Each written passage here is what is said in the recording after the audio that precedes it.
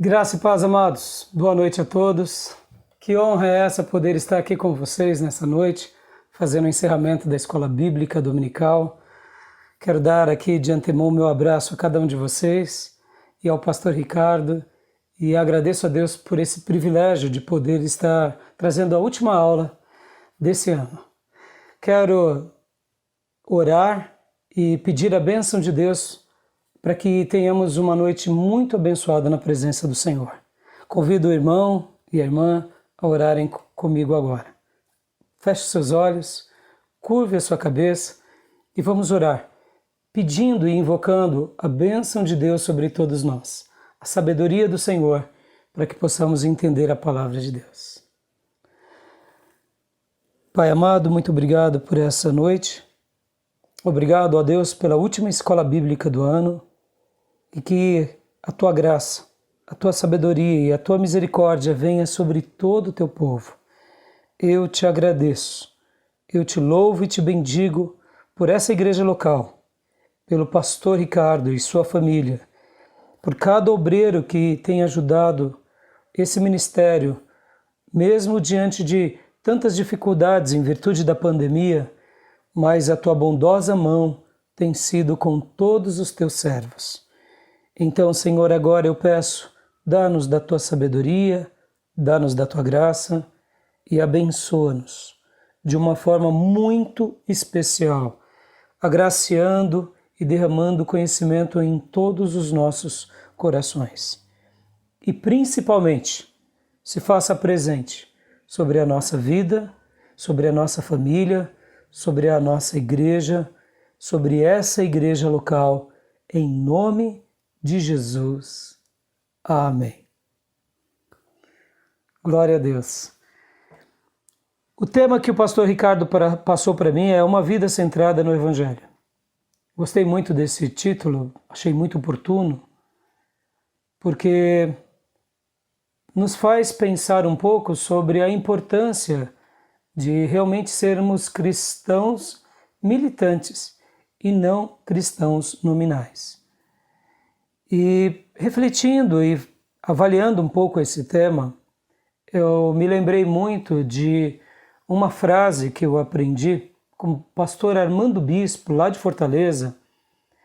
Ele tem uma missão na igreja local dele, que é tornar os cristãos daquela comunidade, cristãos discípulos de Jesus, totalmente frutíferos e realizados. Eu quero acreditar que quando nós, como povo de Deus, entendemos uma vida realmente centrada no Evangelho, nós descobrimos a beleza e a grandeza de termos uma vida frutífera e realizada. E o desejo do meu coração a você, meu irmão, a cada pai, a cada mãe, a cada jovem, a cada obreiro dessa amada igreja local, que tanto estimo, é que realmente vocês tenham uma vida centrada no Evangelho de Jesus, e que cada um dos irmãos se tornem frutíferos e realizados para a glória de Deus. Frutíferos e realizados segundo o querer de Deus, segundo os padrões de Deus. E em cima disso eu quero hoje ler um texto bíblico e trabalhar com os irmãos sobre uma biografia da história da igreja. O assunto que hoje nós estamos tratando é um estudo, então eu vou deixar o meu amado irmão, a minha amada irmã, durante esses períodos em que você estará de férias. Eu tenho certeza que o seu coração vai ficar muito desafiado a mergulhar nessa literatura que eu estarei indicando a cada um de vocês. E não tenho dúvida que esse final de ano, e principalmente o novo ano, vai realmente ter um significado muito mais lindo com o irmão e com a irmã, em virtude desse tema abordado e em virtude dessa biografia que eu quero deixar como um desafio para cada irmão e para cada irmã. Essa biografia, para mim, ela é muito valorosa, ela é muito estimada, e eu tenho nela um carinho muito especial. Só para vocês terem uma ideia, Eu leio esse livro praticamente 1 ou 2 vezes por ano, em todas as minhas mensagens, ou pelo menos em uma boa parte delas, eu sempre cito alguma coisa, porque eu acredito que existem pessoas e existem livros e existem servos de Deus que marcam muito as nossas vidas. E esse homem marcou muito a minha vida e o meu ministério. E o desejo do meu coração é que marque também a sua vida.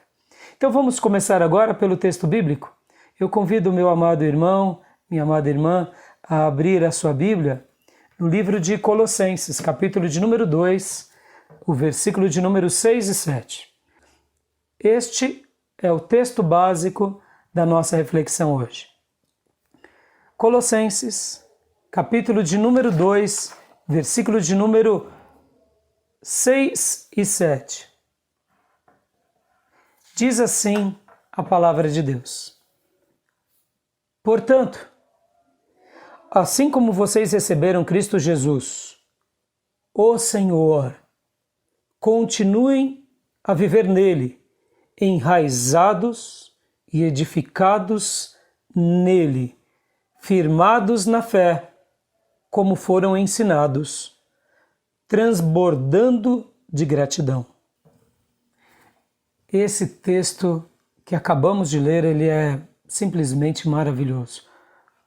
Quero lê-lo novamente pausadamente. Portanto, assim como vocês receberam Cristo Jesus. Lembra do dia da sua conversão? Uma conversão poderosa que você teve? Eu espero que tenha sido assim. Eu assisti uma aula recentemente de um pastor e ele dizia algo que marcou muito a minha vida e eu aprendi com esse pastor. Quando ele recebe alguém de outra igreja, ele geralmente faz essa pergunta a cada pessoa que quer ir para a igreja dele. Ele não pergunta o título, o cargo, o que a pessoa faz, o que ela fez. Ele sempre faz essa pergunta. Me conte, meu irmão, como foi a experiência de conversão do irmão. E ele relata que ele já teve experiências das mais variadas, porque muitas vezes as pessoas cresceram dentro da igreja e não se converteram. Ou quem sabe estiveram perto da conversão, mas somente se tornaram religiosos. E é bem típico que quem passa por uma conversão tem uma experiência poderosa. E quem só tem uma experiência religiosa ainda não descobriu o que é uma conversão. Pense nisso. Aqui o texto está dizendo, portanto, assim como vocês receberam Cristo Jesus, o Senhor, continuem a viver nele. O texto é maravilhoso porque ele demonstra aqui, receberam quem? Cristo, o Messias, ungido de Deus, que é Jesus, que é o Salvador, que é o Senhor, que é Jeová ou Yahvé ou Kyrios, que é o eu sou, que sou o eterno. Assim como vocês receberam o Senhor, continuem a viver nele. Ou seja, foi um momento na nossa história que tem que ter continuidade na história. E aqui o apóstolo Paulo, no versículo 7, dá 2 analogias maravilhosas. Ele fala enraizados e edificados, remetendo a ideia da árvore e remetendo a ideia de uma construção. Na árvore sabemos da importância das raízes e o texto que ele diz é enraizados em Cristo. Aleluia. E edificados em Cristo. Ou seja, Cristo é o nosso fundamento e nós apenas vamos construindo sobre ele. E o próprio Paulo lá em Coríntios fala que o fundamento é Cristo e nós precisamos edificar com pedras preciosas, com prata e ouro, porque se estivermos edificando sobre o fundamento que é Cristo, com palha, feno ou madeira, o fogo de Deus que virá no juízo consumirá essas coisas. Mas quem edifica na semelhança de pedras preciosas, prata e ouro, essas pessoas passarão pelo fogo. Em outras palavras, terão galardões. E aqui Paulo fala enraizados e edificados nele, firmados na fé. na fé bíblica, na fé apostólica, na fé no Salvador, na fé em Cristo, que está acima de todas as coisas e de todos, como foram ensinados desde a igreja primitiva até os nossos dias, transbordando de gratidão, porque um coração grato louva e um coração ingrato murmura. Então esse é o texto que eu gostaria de deixar como texto básico da nossa aula de hoje. E a biografia que eu quero deixar aqui para os irmãos como um gostinho de quero mais, como uma centelha para que o seu coração seja aquecido durante esses dias de descanso, durante esse dia em que estamos no apagar das luzes, como nos ensinava o pastor Enéas Tonini, e entrando para um novo ano, em meio a tanta dificuldade, em virtude da pandemia, em virtude desse novo formato de viver igreja, mas o coração, quando ele é grato, ele louva, e quando ele é ingrato, ele murmura. Guarde isso, meu irmão, guarde isso. Então agora eu quero ir para a minha biografia, porque eu quero acreditar que hoje eu vou deixar aqui uma lição para os irmãos. Porque eu não tenho dúvida que Deus deseja com que todos nós tenhamos uma vida centrada no Evangelho. Entendamos o que é viver uma vida frutífera e realizada. E para elucidar tudo isso e para ilustrar, eu quero usar um homem, um servo de Deus, que viveu alguns dias atrás. Sabe aquela ideia que nós precisamos apenas do que é novo e é recente? Você sabia que isso é uma falácia? Que é um grande engano? É um grande engano porque o livro supremo que você segura nas mãos, que te alimenta diariamente, ele foi concluído há quase 2000 anos. Ele foi concluído por volta do ano 100. Então, nós temos um livro de 1900 anos que se perdura na história do povo de Deus e que é o grande alimento do povo de Deus. E a biografia que eu quero hoje usar aqui com os irmãos é de um irmão muito importante, de um servo de Deus muito abençoado, que viveu no século XVII. Sim, talvez você esteja dizendo, pastor, o senhor vai estar usando um servo de Deus de alguns séculos atrás? Sim, eu estarei. Eu estarei usando a obra de John Bunyan, o clássico O Peregrino. Esse livro, irmãos, é, para mim, um dos grandes livros que me faz refletir, pensar, que me faz viajar em meditações diante de Deus, porque realmente esse homem, que foi um homem simples, vou dar apenas um breve resumo, ele era um ferreiro, ou como chamavam nos dias dele, um latoeiro, trabalhava com latão, um operário, uma pessoa simples, pobre, mas um dia ele teve um chamado. Ele teve um chamado de pregar o Evangelho. E ele começou a pregar o Evangelho e ele teve muitas objeções. Porque nos dias dele a Inglaterra apenas autorizava os pregadores que fossem credenciados pela corte. Ou seja, que tivessem feito os cursos teológicos, tivessem aprovação real. Mas esse ferreiro ele não tinha uma boa formação, mal sabia ler e escrever. Mas um dado momento da vida dele, ele realmente foi tocado por Deus, ele se converteu e ele viu a necessidade de pregar o Evangelho. Ele começou a pregar e porque ele pregou o Evangelho ele sofreu muito e foi preso. E ele foi jogado no cárcere. E lá no cárcere, com as borras dos pavios das velas, ele começava em folhas de pão escrever essa obra. E essa obra é considerada por muitos o livro mais vendido depois da Bíblia. Depois da Bíblia, o livro mais vendido na história da humanidade é a Bíblia. E depois da Bíblia, principalmente na língua inglesa, esse é o livro mais vendido depois da Bíblia. John Bunyan viveu em 1628 a 1688. Então essa obra dele é uma obra que eu quero hoje refletir com vocês e quero meditar com os irmãos e quero usar ela como o nosso material de estudo. A publicação desse livro foi em 1678. É um livro antigo. É um livro antigo, mas é um clássico. E todos os clássicos não saem da moda. E eu quero hoje falar com os irmãos sobre isso. Por quê? Porque somos peregrinos nessa terra.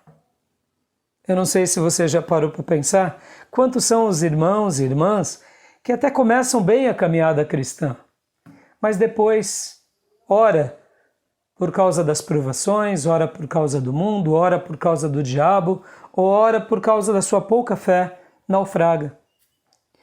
E eu quero acreditar que o texto básico utilizado na nossa reflexão, quando a gente considera ele, assim como eu recebi Jesus Cristo o Senhor, e eu continuo a viver nele, a minha vida continua sendo nutrida com as minhas raízes na terra sagrada, recebendo todos os nutrientes para fazer a vontade de Deus. Assim como eu recebi Cristo, e eu continuo construindo sobre ele, edificando a minha vida nele, irmãos, não tenho dúvida que a gente vai se manter na presença dele. Porque da forma que recebemos e nos mantemos, confirmamos que estamos na fé, confirmamos que estamos no ensino e confirmamos que o nosso coração continua sendo grato a Deus.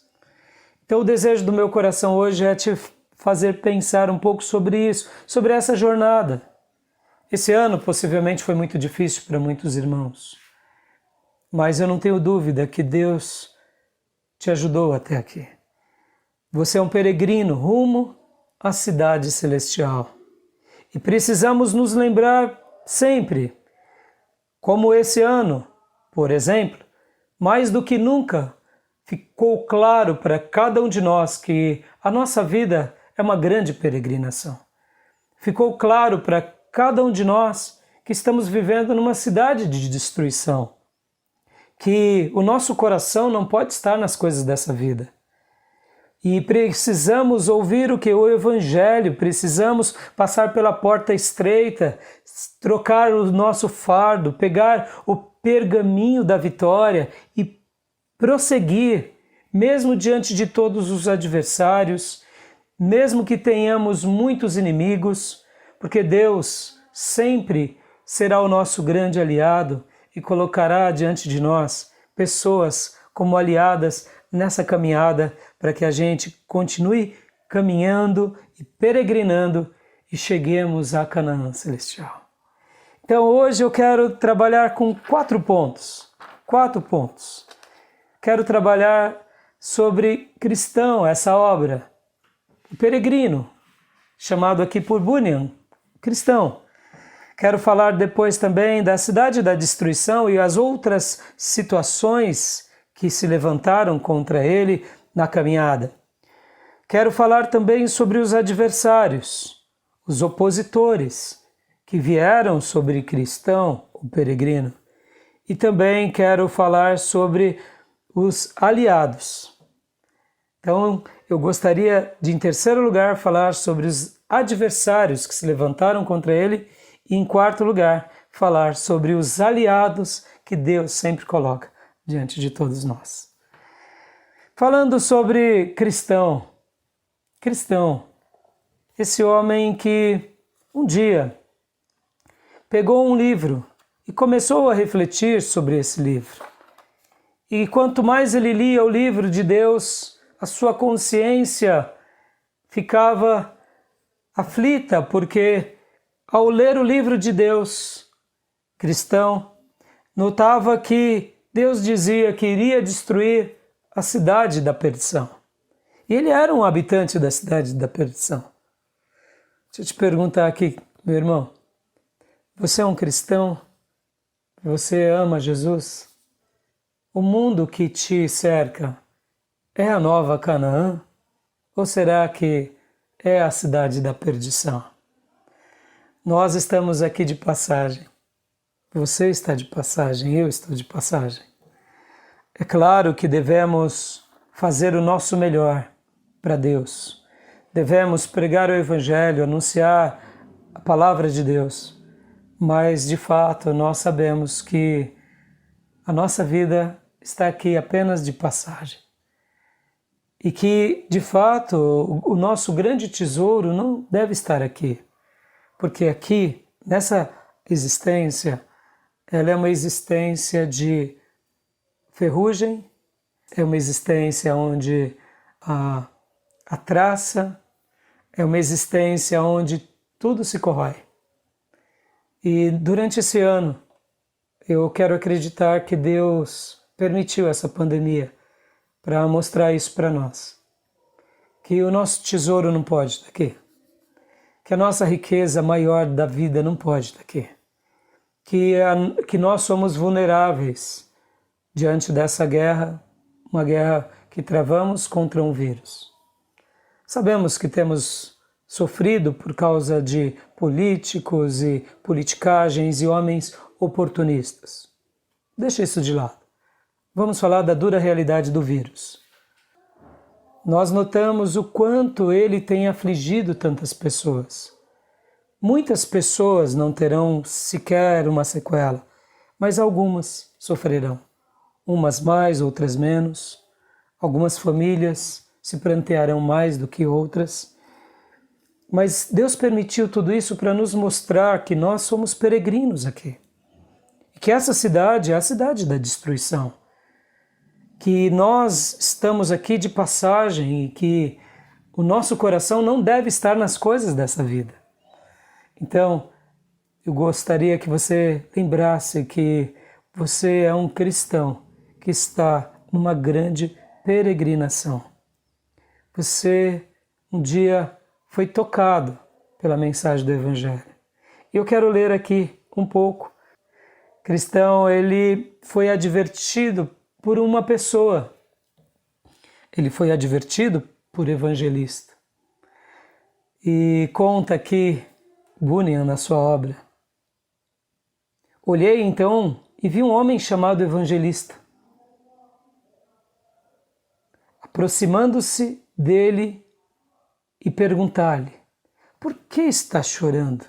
Evangelista perguntou a cristão: Senhor, percebo que este livro que tenho nas mãos, que estou condenado a morrer e depois ir a julgamento. Não quero que a primeira coisa aconteça comigo agora, nem tampouco estou pronto para a segunda. Disse então o evangelista: por que não está disposto a morrer? Se a vida é afligida por tantos males, por que temo que este fardo que trago às costas me enterre mais fundo do que a sepultura e que eu venha a cair na fogueira? Respondeu o cristão. E ele continuou: e, Senhor, se não estou disposto a ir para a prisão, não estou disposto, tenho certeza, a enfrentar o juízo e depois a execução. Pensar nessas coisas me faz chorar. E a evangelista continuou conduzindo o diálogo e falando para cristão: se é assim que você se sente, por que você fica aí parado? E aí cristão responde ao evangelista: porque não sei para onde ir. Então, ele lhe deu um livro no qual estava escrito: Fugir da ira vindoura. O evangelista pegou um outro livro, como se fosse uma passagem bíblica, ou um folheto. Sabe, irmão, aquele folheto que você foi evangelizado? Então o evangelista dá a cristão. E nesse livro estava escrito: Fugir da ira vindoura. Mateus 3:7. O homem leu e, olhando para o evangelista, falou com muito cuidado: Para onde eu devo fugir? Respondeu o evangelista apontando o dedo para um campo bem vasto. Vê lá longe aquela porta estreita? Aí Cristão, olhando, disse: Não, não vejo. E aí evangelista, apontando ainda o dedo, continuou falando: Vê lá longe aquela luz adiante? Aí Cristão, quando ele observou a luz, ele disse: Acho que sim. E aí então evangelista concluiu: Pois fixe o olhar nessa luz e suba direto até lá. Ao chegar lá, você verá a porta. Bata e lhe dirão o que deve fazer. E aqui, Cristão, então, pega essa instrução de evangelista e sai da cidade da destruição. Meu irmão, como vai a sua vida com relação à sua caminhada? Você tem amado a cidade da destruição? Ou tem amado a porta? Ou tem amado a luz? Deus te chama para você ser um peregrino rumo à luz, rumo à porta. E se você já passou por essa porta, louvado seja Deus, que você então continue rumo a Canaã celestial. Segundo lugar, a cidade da destruição. Ele vivia na cidade da destruição. Nós vivemos na cidade da destruição. Enquanto estivermos aqui nesse corpo, nessa vida, estaremos ainda diante desses dilemas da vida. Por essa razão, eu quero te falar que Deus possivelmente não vai mudar muita coisa na nossa vida. Ele vai mudar o nosso coração nessa vida. Cristão, ele fugiu da cidade da destruição. Como nós fugimos dessa cidade? Quando nós estamos decididos a ir para Canaã celestial, para ir rumo à luz, passar pela porta. A cidade da destruição era uma cidade onde, começando pela esposa de Cristão e também pelos amigos de Cristão, eles não queriam que Cristão saísse. Quando o Cristão, decidido, parte da cidade, tanto a sua esposa, que se chamava Cristiana, e seus filhos diziam: Pai, o senhor está delirante. Pai, pare com isso, fique conosco. Essa história de que seremos destruídos é conto de fadas. Pai, nunca aconteceu e nunca acontecerá. Mas Cristão, ouvindo a voz do Espírito Santo de Deus, ele não dá ouvido tanto à sua esposa, nem aos seus filhos, nem aos seus amigos. Ele foge da cidade da destruição em direção à porta, em direção àquela luz, porque ele quer alívio para sua alma e ele não quer a condenação. Mas, como tudo na vida dele, não foi fácil. Ele passa por vários momentos difíceis e logo de cara ele cai no pântano do desânimo. Bem parecido com a nossa vida, não é, amados? Quantas são as vezes que nós tomamos uma iniciativa?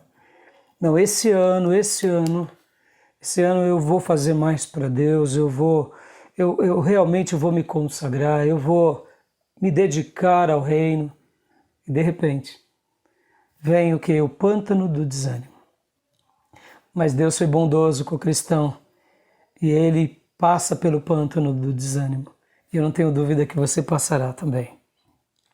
Então, cristão, ele toma a decisão firme e convicta de fugir da cidade da destruição, mesmo com o apelo, o choro, o drama da sua família e a imposição dos seus próprios amigos. Ele não dá ouvido, ele segue o seu caminho. Por essa razão, eu quero refletir com vocês hoje, porque eu não tenho dúvida que quando nós passamos pelo pântano do desânimo, nós perseveramos em Cristo, nossa vida está centrada no Evangelho. E mesmo que as circunstâncias sejam como a de cristão, lamacentas e horrorosas, no tempo de Deus você terá uma vida frutífera e realizada. cristão continua a sua caminhada e ele vai ter muitos e muitos obstáculos pela frente. Ele passará pelo desfiladeiro da dificuldade, ele terá muitas oposições, mas em nenhum momento ele desiste. Em terceiro lugar, eu quero falar agora sobre os adversários de cristão. Adversários que estiveram lutando contra a caminhada dele desde o início. Como se não bastassem as circunstâncias, o meio, as dificuldades da vida, ele tinha pessoas como, por exemplo, obstinado e volúvel, como sábio segundo o mundo, que vinham para falar com ele e tentar atraí-lo a voltar para a cidade da destruição. Deixa eu te fazer uma pergunta. Tem tido muitos adversários? Você tem passado por momentos assim difíceis na sua vida? Eu quero acreditar que Deus, assim como ajudou cristão diante de todos esses adversários, Deus também vai te ajudar. Um dos maiores adversários de cristão foi Apolion. Apolion, você que conhece as Escrituras já sabe o que isso representa. O próprio inimigo, uma luta que ele teve violenta contra Apolion no Vale da Humilhação.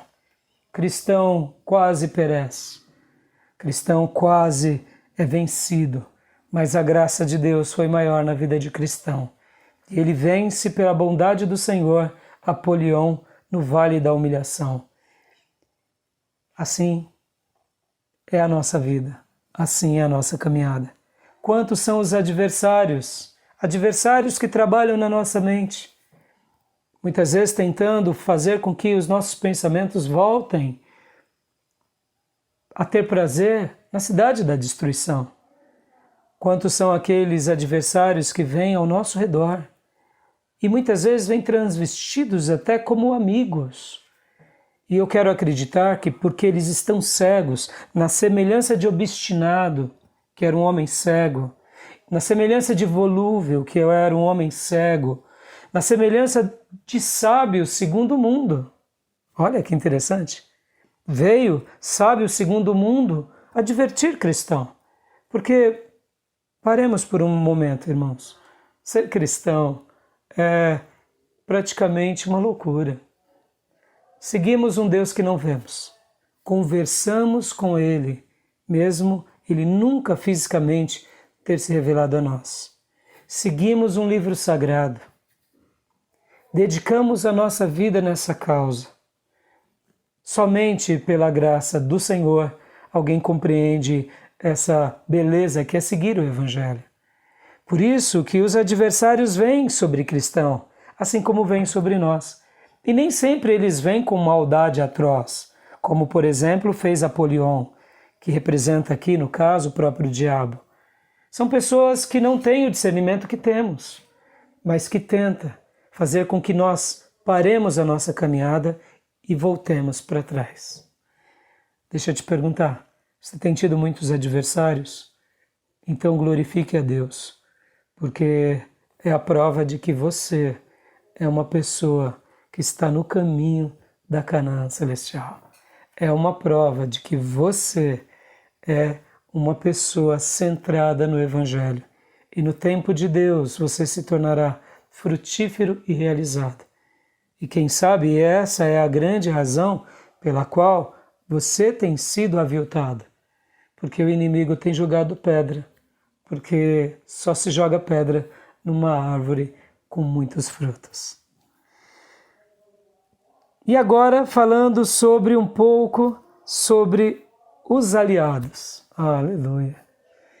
Quem eram os aliados na vida de cristão?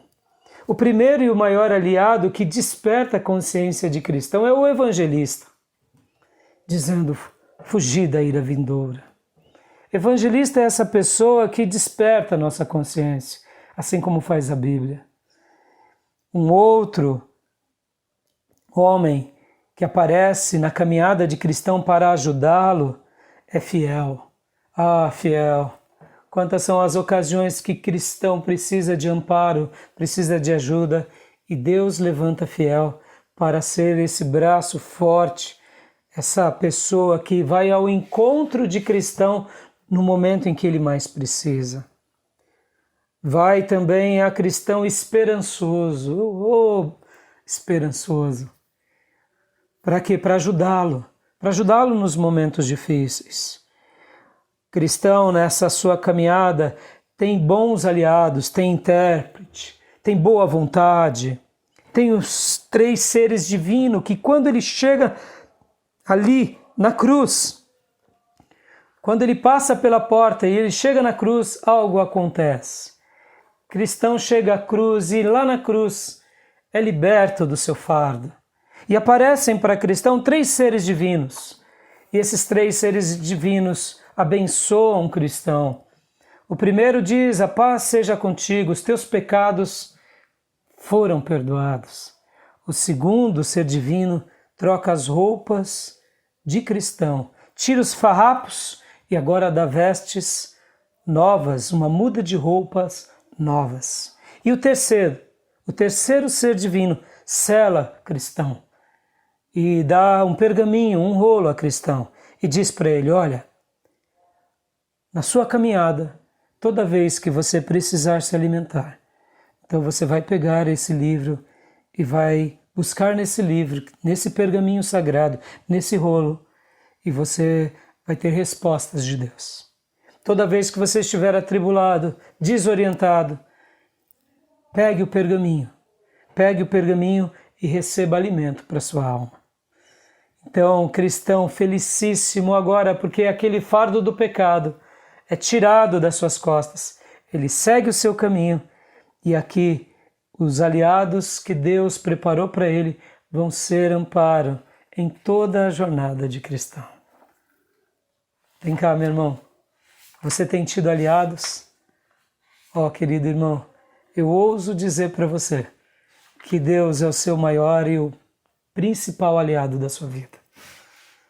Aquele que te chamou é poderoso para te fazer ficar em pé e completar toda a obra de Jesus na sua vida até o final da sua existência. Como diz Filipenses 1:6. Aquele que começou a boa obra em vocês há de aperfeiçoá-los até o dia de Cristo. Então, cristão, assim como ele tem os seus opositores, assim como ele tem as dificuldades no caminho, as dificuldades que estão ao seu redor, Deus sempre providenciou a cristão aliados poderosíssimos para que ele continuasse na sua caminhada, para que ele continuasse na sua semelhança e na minha semelhança. Sabe por quê, queridos? O cristão, ele passa por momentos muito difíceis. Ele passa por uma feira onde tem perseguição e morte, chamada Feira das Vaidades. Você conhece essa Feira das Vaidades? Aquela onde as pessoas tentam vender as suas coisas e tentam nos aprisionar.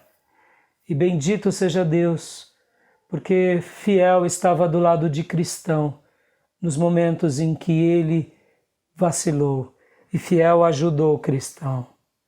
Querido irmão, Deus tem colocado aliados na sua vida e na minha, para que a gente realmente tenha uma vida centrada no Evangelho. Uma vida como cristão na nossa peregrinação, sabendo o que queremos, olhando para frente e aguardando uma herança maior. Aquele pergaminho que esse terceiro ser divino deu a cristão era para ele entregar na porta dos castelos celestiais, porque seria o passe de entrada para a vida eterna. Então o cristão não poderia perder o pergaminho. Querido irmão, você e eu temos um pergaminho chamado Bíblia Sagrada, para que a gente possa se alimentar a cada dia, a cada momento, tomar as nossas decisões na caminhada e possamos chegar naquele dia e entregar na porta, dizendo: eu guardei a tua palavra, ó Deus, recebe a minha vida. Cristão, a última e a maior dificuldade dele foi passar pelo rio da morte. Mas cristão, junto com o esperançoso, atravessam o rio da morte e entram, finalmente, na cidade celestial. Eu não tenho dúvida que Deus continuará sendo seu grande aliado, que Deus te deu uma igreja para ser o seu grande aliado, Deus te deu pastores, Deus te deu amigos para serem seus grandes aliados. Quem são os evangelistas? Quem são os esperançosos, os fiéis? Quem são esses que se assemelham aos seres divinos, que vêm para nós e nos presenteiam para nos dar força para que a gente chegue até o final? Ó querido irmão, eu deixo essa palavra para todos vocês, nessa obra tão linda de John Bunyan, O Peregrino, para que vocês terminem o ano de vocês, uma vida centrada no Evangelho, fazendo com que a vida de cada um de vocês seja uma vida frutífera e realizada. E que o ano que está perto de se iniciar seja um ano marcado de uma convicção profunda de que você é um peregrino de Deus nessa terra. Eu deixo essa palavra porque, assim como cristão, somos peregrinos.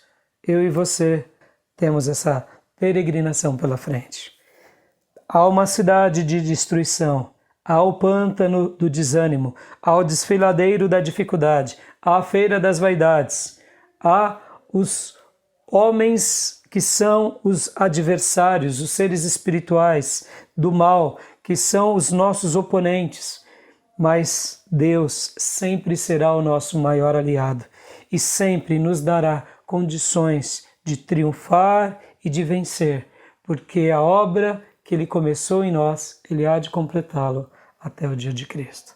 Deixo essa palavra para vocês, deixo esse texto tão abençoado que é de Paulo aos Colossenses, ao coração dos irmãos, porque eu quero acreditar que Deus vai continuar abençoando os meus irmãos e as minhas irmãs. E eu sei que cristão esperançoso chegou até o final, a gente, regado de esperança, chegaremos para a glória de Deus. Portanto, assim como vocês receberam Cristo Jesus, o Senhor, continue a viver nele, enraizados e edificados neles, firmados na fé, como foram ensinados, transbordando de gratidão. Quero orar com você. Querido Deus, obrigado por esses irmãos e irmãs, por essa igreja local, que a tua bondosa mão e graça estejam sobre todos eles. Continue a abençoá-los, guardá-los, protegê-los e fazer com que eles tenham uma vida centrada no Evangelho, uma vida frutífera e realizada, como foi um dia esse ferreiro, Senhor, John Bunyan, que ouviu o teu chamado e com a sua vida se tornou um peregrino e escreveu essa ficção, essa alegorização para nos enriquecer. Obrigado por essa obra, Pai, e que o Senhor continue levando o teu povo às tuas santas escrituras, para que a gente continue zelando como fazia cristão, guardando o pergaminho no peito e todas as vezes consultando ele. Cobre com teu sangue a tua igreja e abençoe o teu povo. Em nome de Jesus. Amém. Que Deus abençoe a todos, que Deus continue a agraciar os irmãos. Um feliz Natal, um excelente ano novo, repleto da graça do Senhor e que você seja um cristão, um peregrino, rumo à cidade celestial, a Nova Jerusalém. Receba o meu abraço, o abraço da minha esposa, dos meus filhos e da nossa igreja local. Fiquem com o Senhor e obrigado por essa honra tão especial. Em nome de Jesus.